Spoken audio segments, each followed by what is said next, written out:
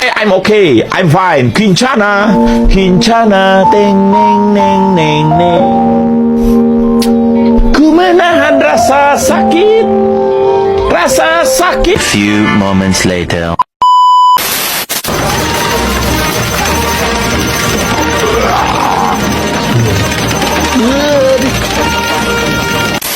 Bombastic side-eye, criminal offensive side-eye. Tapi bohong.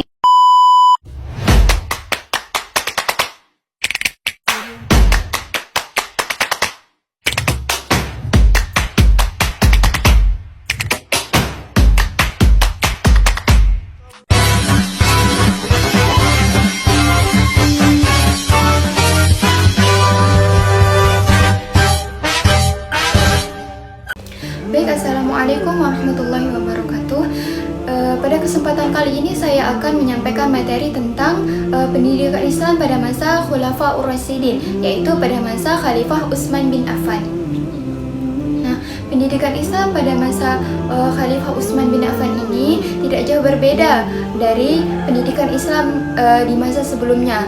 Pendidikan Islam pada masa Khalifah Utsman ini hanya melanjutkan pendidikan Islam yang ada.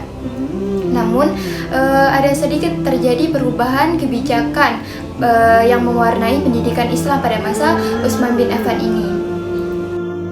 Kebijakan pada masa Khalifah Utsman bin Affan. Kebijakan yang pertama yaitu diperbolehkan meninggalkan Madinah dan menetap di daerah yang disukai.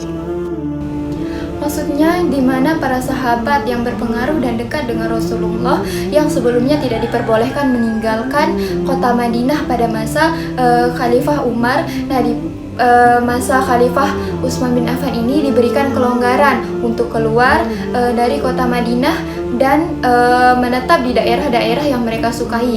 Nah, di sanalah mereka mengajarkan ilmu yang mereka miliki.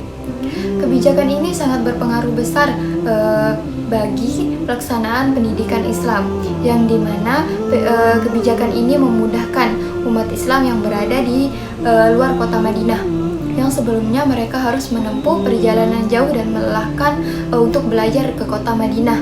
Nah, dengan tersebarnya para sahabat ke berbagai daerah, ini turut meringankan beban umat Islam yang ingin belajar untuk menuntut ilmu.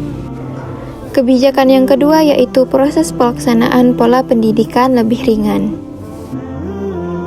Maksudnya di sini, pola pendidikan pada masa Khalifah Utsman bin Affan lebih merakyat dan lebih mudah dijangkau oleh peserta didik yang ingin mempelajari ajaran Islam, karena pusat pendidikan menjadi lebih banyak, sebab para sahabat bisa memilih tempat yang mereka inginkan untuk mereka mengajarkan ilmu kepada masyarakat. Selanjutnya, tugas mendidik dan mengajar diserahkan kepada umat itu sendiri.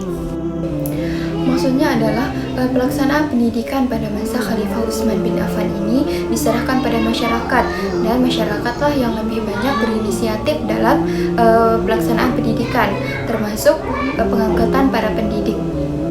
Dan kebijakan yang keempat yaitu pengumpulan ayat-ayat Al-Quran dan menyatukan bacaan. Nah, usaha yang sangat cemerlang dan suatu prestasi gemilang pada masa Khalifah Utsman bin Affan ini yang memiliki pengaruh yang sangat besar terhadap dunia pendidikan Islam hingga di masa yang akan datang, yaitu pembukuan atau pengkodifikasian Al-Quran dan penyatuan bacaan Al-Quran yang berbeda satu sama lain. Nah, penyatuan bacaan Al-Quran ini dilatar belakangi karena pada saat itu adanya perselisihan di antara umat Islam karena terdapat perbedaan bacaan dialek Al-Quran di setiap daerah. Nah, oleh karena itu Khalifah Utsman bin Affan memerintahkan Zaid bin Sabit bersama Abdurrahman bin Zubair, Zaid bin Ash, serta Abdullah bin Haris untuk menyalin kembali mushaf yang pernah dikumpulkan pada masa Abu Bakar, sekaligus menyatukan bacaan yang berbeda satu sama lain dengan dialek Quraisy. Selanjutnya ada fase pendidikan dan pengajaran. Fase yang pertama yaitu fase pembinaan. fase pembinaan ini adalah fase yang dimaksudkan di mana para pelajar diberikan kesempatan agar para pelajar memperoleh kemantapan atau kesempurnaan iman. Fase yang kedua yaitu fase pendidikan. Pada fase pendidikan ini ditekankan ilmu-ilmu yang praktis yang dimaksudkan agar para pelajar dapat segera mengamalkan ajaran-ajaran agama dengan sebaik-baiknya di kehidupan sehari-hari. Selanjutnya fase yang ketiga yaitu fase pelajaran.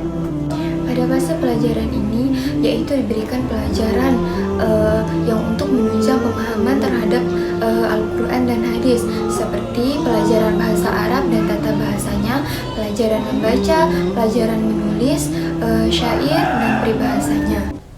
Selanjutnya tafsir Al-Quran dan ilmu hadis.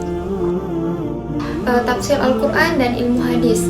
Nah, pada masa Khalifah Utsman bin Affan ini, umat Islam sudah tersebar luas. Mereka memerlukan pemahaman terhadap Al-Quran yang mudah dimengerti dan mudah dijangkau oleh alam pikirannya. Oleh karena itu, peranan hadis atau sunnah Rasul sangat penting untuk membantu dan menjelaskan Al-Quran. Lambat laun timbullah bermacam-macam cabang ilmu hadis. Nah, tempat belajar masih di kutab, di masjid, dan di rumah-rumah. Nah, pada masa ini juga tidak hanya ilmu Al-Quran yang dipelajari, tetapi juga ilmu hadis dipelajari langsung dari para sahabat Nabi. Kesimpulannya yaitu pada masa Khalifah Utsman bin Affan, pendidikan Islam mengalami perkembangan melalui penyebaran sahabat ke berbagai daerah, sehingga ilmu yang sebelumnya terpusat di Madinah menjadi lebih merata.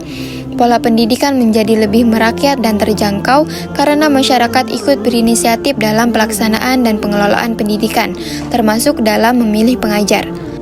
Kontribusi terbesar Khalifah Utsman dalam bidang pendidikan adalah pengkodifikasian Al-Quran untuk mencegah perbedaan bacaan yang menjadi fondasi penting bagi kesatuan ajaran Islam dan sistem pendidikan Islam di masa-masa selanjutnya. Sekian penjelasan materi dari saya.